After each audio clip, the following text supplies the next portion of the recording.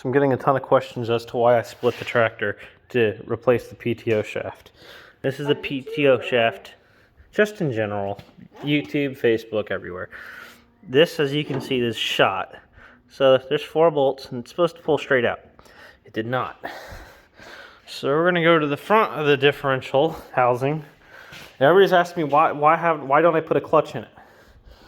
Well, here's the front half of the tractor. There's the bell housing and the clutch is in there.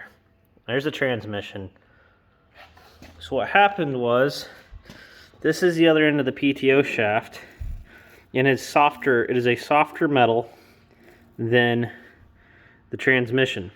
And what happens is, you can actually probably see a little bit. Yeah, you can see it.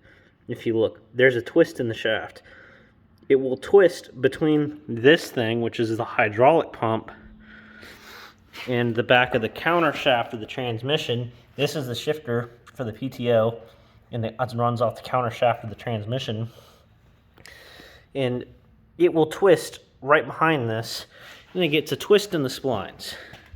So the only way to get it out is to cut it, which I've already started doing, right here behind the hydraulic pump, because the hydraulic pump drops out through the bottom. Drop the hydraulic pump out, and you flip the hydraulic pump over, and you cut it as close to here as you can, and cut it behind the bend, and then you can get it apart. So all this just to make 2 cuts. So while I'm in here, we're rebuilding the hydraulic pump. I already got everything on the way. This is the seat, and these are the lift arms for the for the 3-point hitch. And that hydraulic ram is for the 3-point hitch. We're going to rebuild that guy. Put all new seals and gaskets in this guy. Obviously, all these seals. Well, there's a seal in the middle of this plate that's going to get replaced. The gasket, because this is normally got probably 6 inches of oil in the bottom of it. But everything's going to get made squeaky clean, brand new while we're in here.